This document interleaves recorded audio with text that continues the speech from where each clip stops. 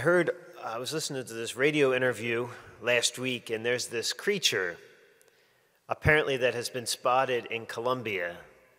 No surprise.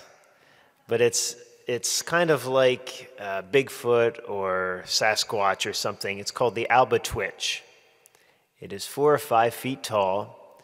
It has hair all over it, and it has a tradition of stealing apples. Why just apples? I have no clue. But it's been spotted, but never really captured on film, of course. So it's a wives' tale. And, we can spend time dealing with those things. Some people have an interest in it. But, we have time to do that. Jesus had 3 years.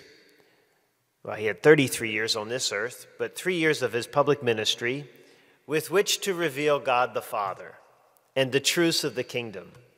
He didn't have time to talk about things that did not exist. So, brothers and sisters, Jesus healed a woman who was possessed by Satan. There are people in our world, and unfortunately in our church, who do not believe that there is such a being named Satan. Jesus does not waste his time with things that do not exist.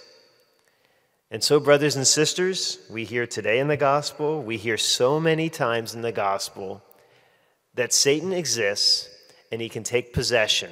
But the bigger truth is that Jesus comes and the kingdom defeats Satan. This is not a construct of some church that's trying to tie people into something. Satan is real. Jesus reveals this. But Jesus also reveals that his power is stronger than Satan. So we have that truth.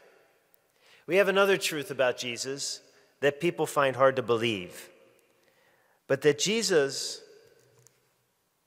had time, and not only had time for, but in Luke's gospel, there's equal time between men and women. Whenever there's a healing of a man, there's a healing of a woman. And we see that here in today's gospel as well. Just before this, there was a healing of a man with an unclean spirit. Now there's a healing of a woman with an unclean spirit. And so there is no preference. And at this time, this is revolutionary. Women don't have any rights in Jesus' world. But because of his desire for all people to be saved, he is countercultural to his time. And so he heals men and women. And so, brothers and sisters, as I look out into this church, I know the women of our parish know that because the men are the distinct minority in this congregation today. And so, brothers and sisters, we reveal 2 truths in today's gospel. There is Satan. He exists. He can be dangerous when not met with the power of God, but when we allow the power of God into our lives, he is rendered incapable of any power. 2, the kingdom of God is for men and women. The Catholic Church recognizes this great news. And so, brothers and sisters, let us live according to our vocations and our states for the kingdom of God, for he comes for all of us. And he saves all of us from the powers of the enemy. Praise be Jesus Christ, now and forever.